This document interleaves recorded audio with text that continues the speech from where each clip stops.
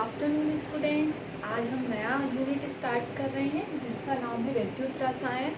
आपने देखा है इन सभी टॉपिक्स पर जो आपको देखने को मिल रहे हैं अभी बोर्ड पर, हम इन सभी चीज़ों पर आज डिस्कशन करेंगे।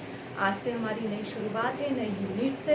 आप इससे ध्यान से समझिएगा। कुछ चीज़ें ऐसी हैं जो हम पहले भी समझ चुके हैं, जैसे आपने मानक हाइड्रोजन इलेक्ट्रोड विभव पहले समझा है, विद्युत रासायनिक सेल पहले समझिए, तो वो भी इसी में आएंगे। तो चैप्टर बहुत सिंपल है, आप अच्छे से पढ़िएगा। चलिए स्टार्ट करते हैं। आज सबसे पहले हम देखते हैं विद्युत रसायन, यानी विद्युत से रिलेटेड रसायन है। इसमें सबसे पहली चीज़ है चालक। चालक किसे कहते हैं? चालक वे होते हैं जिसमें विद्युत धारा का प्रवाह किया जा सके, उन्हें हम क्या बोलते हैं? चालक। ठीक है, ये दो प्रकार के होते हैं, एक धात्विक चालक और एक होता है विद्युत अपघटनीय चालक। कौन कौन से चालक बताए हैं? धात्विक और विद्युत अपघटनीय।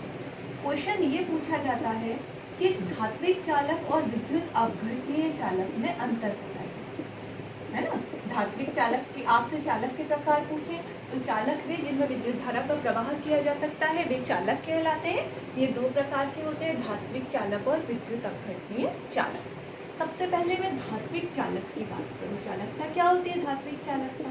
ठीक है, तो इसमें सबसे पहला पॉइंट, धात्विक चालकता में जो चालकता होती है वो किसके माध्यम से होती है? धात्विक यानी धातुओं के द्वारा। किसके द्वारा हो रही है? धातुओं के द्वारा। तो यह चालकता धातुओं के द्वारा होती है। चालकता किसके द्वारा होती है? धातुओं के द्वारा। और यहाँ पर चालकता किसके द्वारा होती है? चालकता, चलिए इसके बारे में अपन बाद में देखेंगे, पहले धात्विक चालकता के बारे में देख लेते हैं। चालकता किसके द्वारा होती है? धातुओं के द्वारा। और इसमें धातुओं के द्वारा हो रही है, और इसमें किसका स्थानांतरण होता है? इलेक्ट्रॉनों का। यानी इलेक्ट्रॉन जो होते हैं वो एक दूसरे से टकरा कर एक दूसरे से ऊर्जा स्थानांतरित करते हैं। आपने देखा होगा कि जैसे तवा होता है तो तवे का जो हत्था होता है उसमें लकड़ी लगा दी जाती है। अगर आप नहीं लगाएंगे, डायरेक्ट उसे पकड़ेंगे तो वो गर्म हो जाएगा, लेकिन हम सिर्फ तवे को गर्म कर रहे हैं, उसके हत्थे को नहीं। लेकिन अगर वो जो होता है हत्था, वो भी काय का है? धातु का। अगर उस पर लकड़ी नहीं लगी होगी तो वो भी गर्म हो जाएगा। क्यों? क्योंकि उसमें इलेक्ट्रॉनों का स्थानांतरण होता है। इलेक्ट्रॉनों का स्थानांतरण के कारण पूरा जितना बड़ा वो होगा, अगर वो धातु है तो वो आपस में, उनके अणु आपस में टकरा के एक दूसरे को ऊर्जा स्थानांतरित करेंगे और पूरा जो है वो गर्म हो जाता है। ओके, तो यहाँ पर ये इलेक्ट्रॉनों का स्थानांतरण होता है। तीसरी चीज, इसमें जो अणु होते हैं, इलेक्ट्रॉन सिर्फ स्थानांतरित होते हैं, धातु के अणु एक स्थान से दूसरे स्थान पर गमन नहीं करते, तो इसमें अणुओं का गमन संभव नहीं है। ठीक है, का गमन नहीं होता। ओके, अणु तो वहीं के वहीं उपस्थित होते हैं, लेकिन जो सिर्फ इलेक्ट्रॉन होते हैं वो आपस में टकरा के एक दूसरे को ऊर्जा स्थानांतरित करते हैं। ओके, अगला है ताप बढ़ाने पर धात्विक चालकता का मान कम हो जाता है। यदि आप ताप बढ़ाएंगे तो धात्विक चालकता का मान क्या हो जाएगा? ताप बढ़ाने पर धात्विक चालकता कम हो जाती है। ओके, ये चीज़ आप ध्यान रखेंगे। ठीक है, तो ये चीज़ें आपको ध्यान रखनी है। इस चैप्टर में से मैं आपको बता दूं, विद्युत रसायन में से पूरा एक 5 नंबर का क्वेश्चन आएगा, तो हमें इसमें 5 पॉइंट्स कवर करने होंगे। ठीक है, तो आपको ये ध्यान होने चाहिए। सबसे पहला मैंने बताया, इसमें चालकता किसके माध्यम से होती है? धातुओं के द्वारा। इसमें विद्युत धारा का प्रवाह इलेक्ट्रॉनों के स्थानांतरण के द्वारा होता है। ठीक है, इसमें पदार्थों का स्थानांतरण नहीं होता, यानी पदार्थ या अणुओं का गमन नहीं होगा। आप सोचिए कि अणु एक स्थान से दूसरे स्थान पर जाएं तो वो पॉसिबल नहीं है। ताप बढ़ाने पर धात्विक चालकता का मान क्या हो जाता है? कम हो जाता है। इसमें चालक पदार्थों का रासायनिक गुण प्रभावित नहीं होता, यानी जो धातु जिस चीज़ की है वो ही रहेगी, उसमें उसका रासायनिक गुण इफेक्टेड नहीं होता, रासायनिक गुण प्रभावित नहीं होता। ये 5 पॉइंट आप याद कर लीजिए। इसके जस्ट अपोजिट विद्युत अपघटनीय चालकता है। सबसे पहले विद्युत अपघटनीय चालकता में चालकता किसके माध्यम से होती है? विद्युत अपघट्य के माध्यम से। इसमें धातुओं के द्वारा हो रही थी, इसमें विद्युत अपघट्य के द्वारा होगी। इसमें इलेक्ट्रॉनों का स्थानांतरण होता है, इसमें आयनों का। इसमें किसका? विद्युत अपघट्य। नाम से ही पता चल रहा है, जो धनायन और ऋणायन में टूट जाए उन्हें हम विद्युत अपघट्य बोलते हैं। तो यहाँ पर जो स्थानांतरण होता है वो आयनों द्वारा होता है। ओके, तीसरा, अणुओं का गमन होता है, आयन धनायन वाले ऋणायन के पास जाएंगे, ऋणायन वाले धनायन के पास जाएंगे, तो इसमें गमन संभव है। यहाँ रुकते नहीं है अणु, जाते हैं, ठीक है। और ताप बढ़ाने पर यहाँ पर धात्विक चालकता का मान कम हो रहा था, यहाँ पर क्या होगा, ताप बढ़ाने पर धात्विक चालकता का मान क्या होगा, बढ़ेगा, और रासायनिक गुण जो होते हैं इसके द्वारा इफेक्टेड होते हैं, प्रभावित होते हैं। तो ये आपके 5 अंतर है, आपको समझ में आ गए होंगे, ठीक है। तो ये चीज़ आप समझ लीजिएगा। नेक्स्ट चीज़, इसमें भी विद्युत अपघट्य के बारे में अगर हम बात करें तो विद्युत अपघट्य वे होते, ये भी क्या होते हैं, मैंने आपको बताया, जो दो भागों में टूट जाते हैं, ठीक है, धनायन और ऋणायन में टूट जाते हैं। ये भी 2 प्रकार के होते हैं, एक होता है प्रबल विद्युत अपघट्य और दूसरा होता है दुर्बल विद्युत अपघट्य। प्रबल विद्युत अपघट्य वे विद्युत अपघट्य होते हैं जो कि जब पूरी तरह से आयनों में तुरंत कन्वर्ट हो जाए, जैसे आपने पानी में नमक को घोला और वो तुरंत ही क्या होगा, NaCl प्लस और Cl माइनस में टूट कर आसानी से वो क्या हो जाएंगे, पानी में घुल जाएंगे। तो तुरंत जो चीज़ क्या हो जाए, आयनों में विभक्त हो जाए, प्रबल विद्युत अपघट्य कहलाती है। और जो आसानी से अपघटित नहीं होते हैं, यानी धीरे धीरे अपघटित होते हैं, उनको हम क्या बोलते हैं, दुर्बल विद्युत अपघट्य कहते हैं, ठीक है। इसमें विलयन की विद्युत चालकता का मान क्या होता है, विद्युत चालकता का मान इसमें अधिक होगा, ठीक है। विद्युत चालकता कैसी होती है, अधिक होती है। और इसमें क्या होगा, दुर्बल विद्युत अपघट्य, विद्युत अपघट्य की जो चालकता होती है, विद्युत चालकता, वो कम होती है, ओके। अंतर अगर पूछा जाए तो आपको याद होना चाहिए, प्रबल विद्युत अपघट्य वे विद्युत अपघट्य होते हैं जो पूरी तरह से आयनित हो जाते हैं, दुर्बल विद्युत अपघट्य कम आयनित होते हैं, और विद्युत चालकता इसकी अधिक होती है और इसकी क्या होती है, कम होती है। तीसरा पॉइंट ये हो जाता है, तनुता का इस पर प्रभाव नहीं पड़ता। तनुता मीन्स होता है जब आप थोड़ा पानी डालेंगे तो उसका कोई इफेक्ट पड़ेगा क्या, तो प्रबल विद्युत अपघट्य ऑलरेडी प्रबल है तो उस पर तनुता का कोई प्रभाव नहीं पड़ता, जबकि दुर्बल विद्युत अपघट्य पर इसका प्रभाव पड़ता है। और उदाहरण भी आपको याद होना चाहिए, नमक है, HCl है, ये सभी क्या है, प्रबल विद्युत अपघट्य हैं। जबकि हम दुर्बल विद्युत अपघट्य की बात करें तो आपका एसिटिक अम्ल, अमोनियम क्लोराइड, ये सब जो होते हैं वो दुर्बल विद्युत अपघट्य के अंतर्गत आते हैं। तो आपको ये चीज़ें भी बताना जरूरी है, क्योंकि आगे जो टॉपिक्स आएंगे तो उनके लिए आपको ये क्लियरिफाई होना जरूरी होता है, ओके। तो ये आपको समझ में आ गया होगा। नेक्स्ट है, अगर आपसे पूछ लिया जाए विद्युत अनपघट्य क्या है, तो अनपघट्य आ रहा है, यानी जो विद्युत धारा प्रवाहित करने पर अपघटित ही ना हो, टूटे ही नहीं, धनायन और ऋणायन में न टूटे, उन्हें हम विद्युत अनपघट्य कहते हैं। जैसे ग्लूकोज है, ईथर है, ये सभी विद्युत धारा के प्रभाव से धनायन और ऋणायन में नहीं टूटते हैं, इसलिए हम इन्हें विद्युत अनपघट्य कहते हैं, ओके। तो ये पॉइंट भी आपको समझ में आ गया होगा।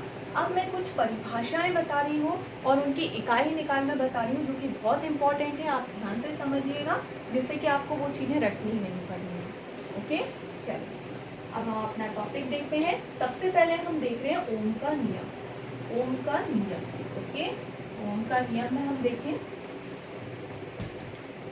V समानुपाती I, बस ये याद रख लीजिए, ठीक है, V समानुपाती I। अब आप डेफिनेशन की बात करें, मैं सबसे पहला नियम ले रही हूँ, अपन फर्स्ट नियम देख रहे हैं ओम का नियम, ओके। यदि कोई तार है, ठीक है, यदि तार की भौतिक परिस्थितियों में परिवर्तन ना किया जाए, भौतिक परिस्थिति यानी जितना मोटा है उतना ही लिया जाए, जिस चीज़ का तार है हम उसी का ही तार लें, तांबे का है, चांदी का है, जिस भी चीज़ का हमने तार लिया है वही लिया है, जितना उसका एरिया है उतना ही लिया है, ना तो हमने उसे ज़्यादा मोटा किया ना पतला, जितना है उसे हमें चेंज नहीं करना, ओके।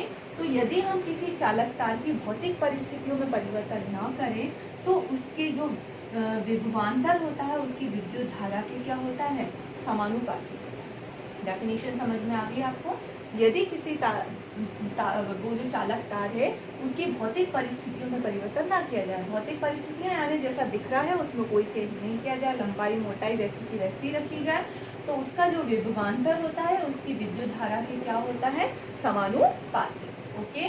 समानुपाती होता है, भी समानुपाती, भी बराबर, समानुपाती हटाया तो समानुपातिक स्थिरांक R आ गया, R क्या है यहाँ पे, समानुपातिक स्थिरांक, समानुपाती हटाएंगे तो R लग गया। R बराबर अगर हमें निकालना है तो V अपॉन में बटे में क्या चला जाएगा, I, ठीक है। V की विभवांतर, विभवांतर की इकाई आप 10th में पढ़ चुके हैं कि इकाई होती है वोल्ट, याद रखिएगा। और विद्युत धारा की इकाई जो होती है वो होती है एम्पीयर। ओके, अब हम इकाई निकाल रहे हैं, ठीक है। तो आर की हमें इकाई निकालनी है, तो आर बराबर यानी प्रतिरोध की इकाई क्या होती है आपसे पूछी जाए तो प्रतिरोध की इकाई होती है ओम। ओके, तो इस तरह से हम इकाई निकालेंगे। डेफिनेशन एक बार और रिपीट कर रही हूँ। ओम का नियम, यदि किसी तार की भौतिक परिस्थितियों में परिवर्तन ना किया जाए तो उस तार का जो विभवांतर होता है उसकी विद्युत धारा के क्या होता है, समानुपाती होता है। और समानुपाती हटाएंगे तो इक्वल साइन लग जाएगा, और इक्वल साइन लगा समानुपातिक स्थिरांक आर आ जाएगा, आई आ जाएगा। आर और आई जो है अभी मल्टीप्लाई में है, इक्वल के रह जाएगा तो बटे में आ जाएगा। हम विभवांतर की इकाई वोल्ट होती है, आई की एम्पियर होती है। जब हम इनको लिखेंगे तो ये क्या आ जाएगा, ओके। तो आपको याद होना चाहिए कि आर जो होता है यानी प्रतिरोध जो होता है उसकी इकाई ओम होती है, ठीक है। नेक्स्ट, अभी तो ये ओम का नियम था, ओके। यदि आपसे पूछ लिया जाए प्रतिरोध किसे कहते हैं, प्रतिरोध तो मैं आपको बता ही चुकी हूँ आर है, लेकिन एक पर्टिकुलर डेफिनेशन के रूप में आप उसे किस तरह से एक्सप्लेन करेंगे, तो उसके लिए मैं आपको बताऊंगी प्रतिरोध, ठीक है। कोई तार है, जब हम विद्युत धारा प्रवाहित कर रहे हैं तो एक साथ प्रवाहित करेंगे तो वो बहुत तीव्रता से प्रवाहित होगा। यदि हमें उसकी स्पीड को रोकना है तो प्रतिरोध लगा दिया जाता है, इस तरह से प्रदर्शित किया जाता है। आपने 10th में इस टाइप के डायग्राम भी बनाए हैं और 11th में भी आए हैं। तो ये जो है वही तार है, लेकिन हमने ऊपर नीचे कर दिया, तो जो धारा है उसकी गति क्या हो जाती है, रुक जाती है, अवरुद्ध हो जाती है, धीमी हो जाती है। वो जो हम एक रोध लगा रहे हैं उसमें जो रुकावट उत्पन्न कर रहे हैं उसे हम प्रतिरोध कहते हैं, ओके।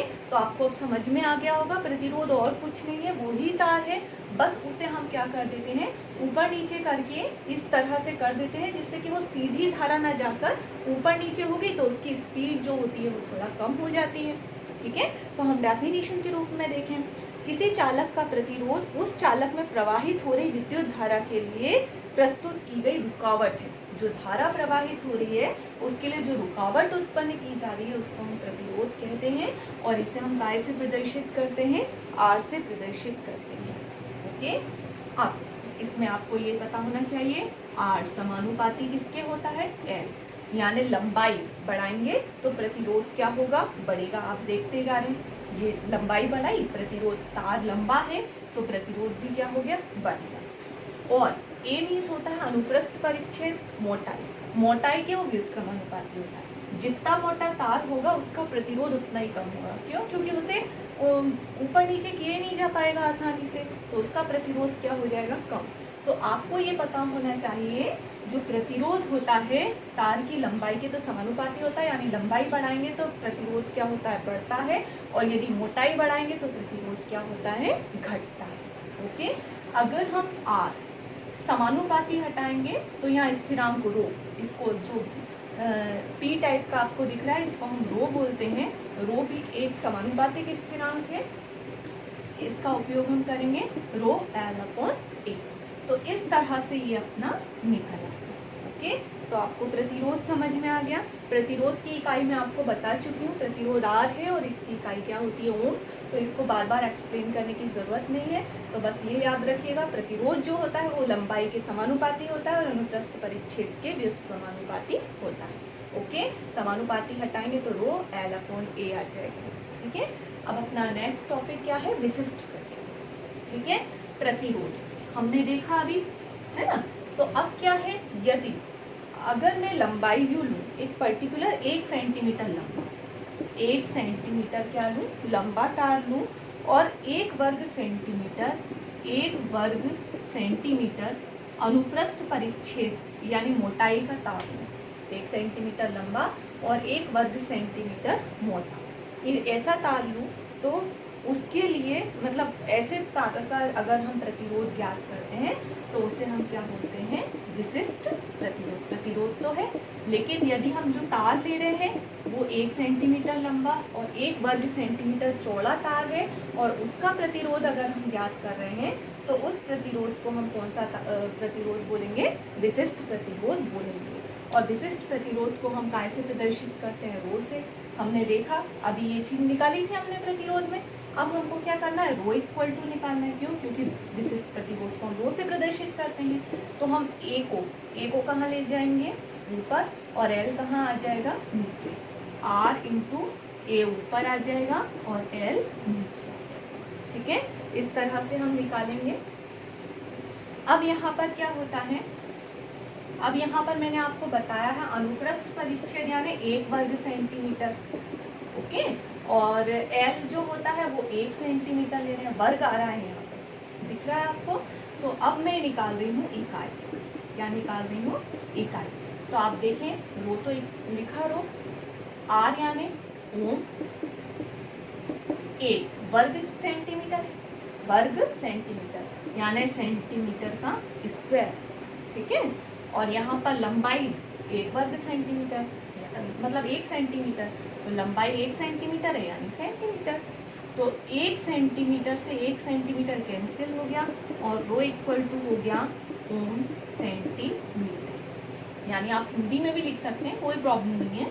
तो आप या ऐसे लिखें या ऐसे, तो आपको समझ में आ गया होगा रो की यानी विशिष्ट प्रतिरोध की इकाई क्या होती है, ओम सेंटीमीटर। ठीक है, आप ध्यान रखिएगा विशिष्ट प्रतिरोध किसे कहेंगे, 1 सेंटीमीटर लंबा और 1 वर्ग सेंटीमीटर चौड़ा तार की अगर हम प्रतिरोध ज्ञात करते हैं तो उसे हम विशिष्ट प्रतिरोध कहते हैं। इसे रो से प्रदर्शित करते हैं। रो इक्वल टू होता है RA अपॉन L।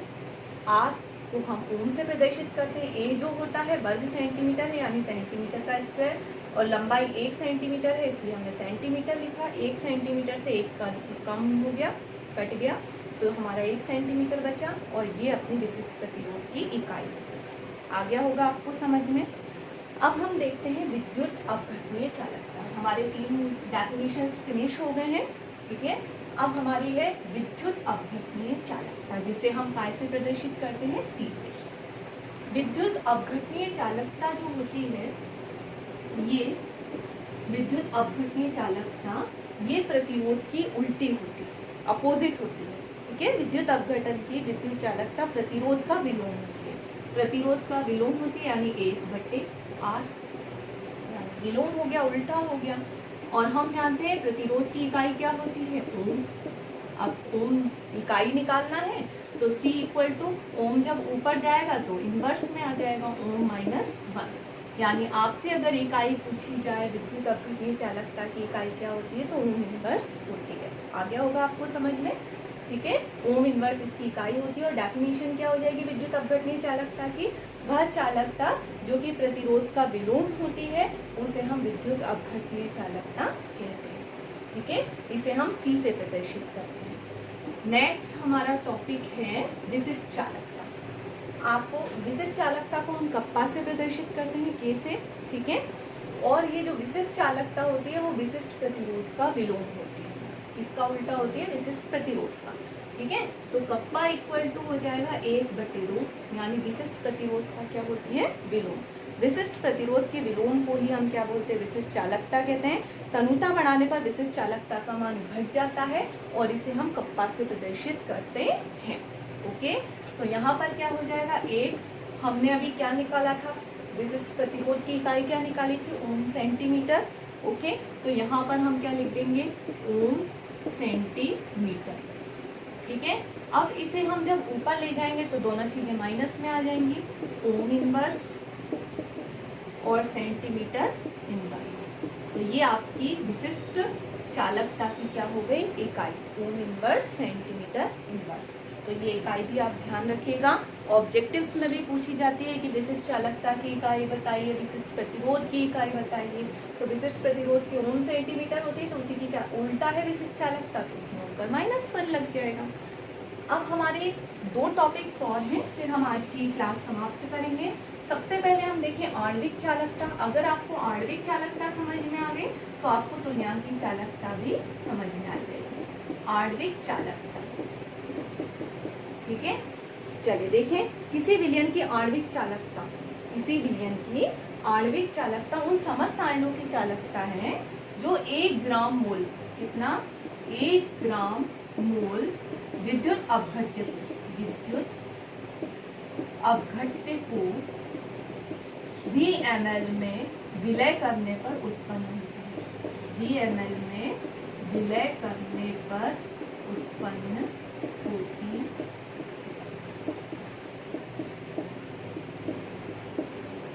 ठीक समझ में आया? क्या बोला मैंने, है ना? क्या बोला है मैंने? किसी विलयन की आणविक चालकता, कोई विलयन है, यहाँ पर अपन ने विलयन लिया, विलय और विलायक से मिलकर विलयन बनता है, ठीक है। VmL, ये VmL कितना भी लीटर हमने मिलीलीटर में हमने आयतन में ले ली कोई भी चीज़, ठीक है। उसमें 1 ग्राम मोल विद्युत अपघट्य डाल दिया, NaCl ले लो, HCl ले लो, विद्युत अपघट्य कोई भी जो धनायन और ऋणायन में टूट जाए। तो डेफिनेशन ये हो जाती है कि किसी भी विलयन की आणविक चालकता उन समस्त आयनों की चालकता है जो 1 ग्राम मोल विद्युत अपघट्य को, विद्युत अपघट्य यानी जो विलय हम डालेंगे, नमक डालेंगे, है ना, तो NaCl HCl कुछ भी डाल लें, VmL में विलय करने पर उत्पन्न होती है। जब हमने VmL यानी विलायक लिया है, उसमें वो जो विलय डाला विद्युत अपघट्य, तब जो चालकता उत्पन्न होती है उसे हम कौन सी चालकता बोलते हैं? आणविक चालकता कहते हैं, ठीक है। इसे हम लैम्डा m से प्रदर्शित करते हैं, ठीक है। इसका जो फॉर्मूला हो जाएगा lambda m equal to kappa into v हो जाएगा, ठीक है। अब हम जानते हैं यहाँ पर ये जो होता है 1000, यहाँ पर जो v बराबर है v इक्वल टू 1000 ml में, यानी 1 लीटर यानी 1000 में इतना अणु मिले हुए हैं, तो 1000 अपॉन m, ये मान हमें समीकरण 1 में रखना है। तो कप्पा इंटू 1000 अपॉन m आ जाएगा, ठीक है। तो हम यहाँ पर क्या करेंगे, अब इकाई निकाल लेंगे, इकाई, ठीक है। तो इकाई हम निकालते हैं, लैम्डा m यानी आणविक चालकता की इकाई निकालनी है। कप्पा, कप्पा का हमने अभी इकाई निकाली थी, क्या निकाली थी? Ohm inverse centimetre inverse, ohm inverse centimetre inverse, into कितनी बिंदियाँ हैं? 3 है, तो सेंटीमीटर की घात कितनी लिख दी? 3, और यहाँ m है, m को कैसे लिखेंगे? मोल। यानी अब आणविक चालकता की इकाई निकालनी है हमें, तो यहाँ पर हम देखें, सबसे पहले तो मोल लिखेंगे, मोल। ओम अगर हम मोल को ऊपर ले जाएंगे तो काय में आएगा? माइनस में।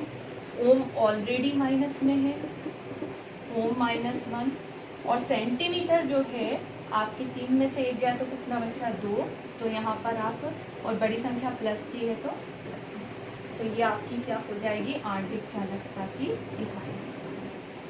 ओके, तो आपको समझ में आ गया होगा। एक बार और रिपीट कर रही हूँ मैं, किसी विलयन की आणविक चालकता, कोई विलयन है, विलयन की आणविक चालकता उन समस्त आयनों की चालकता है, जितने भी आयन है उनकी चालकता है, जो 1 ग्राम मोल विद्युत अपघट्य को VmL में विलय करने पर उत्पन्न होती है।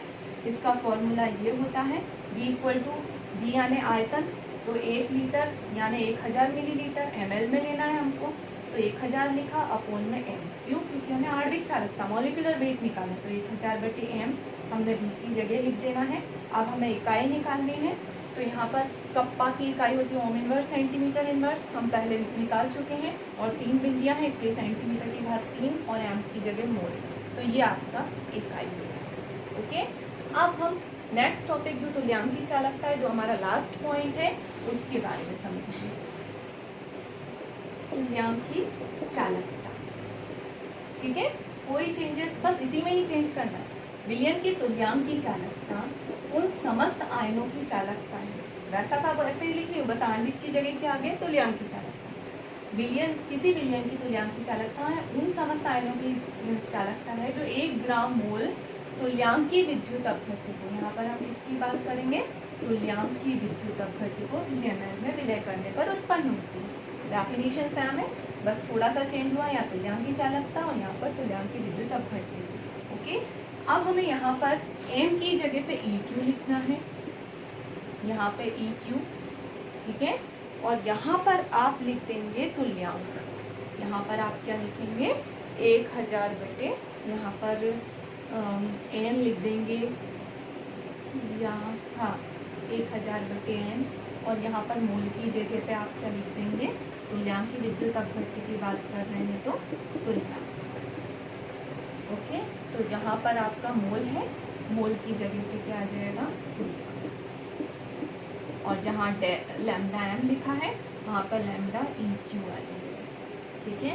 इतना सा आपको चेंज करना है, आपका पूरा डेरिवेशन वैसा का आ गया होगा आपको समझ में। ठीक है, तो आप इन चीज़ों का ध्यान रखिएगा और अच्छे से फिर इसे कर लीजिए। ओके, चलिए आज की अपनी क्लास यहीं ख़त्म होती है। धन्यवाद।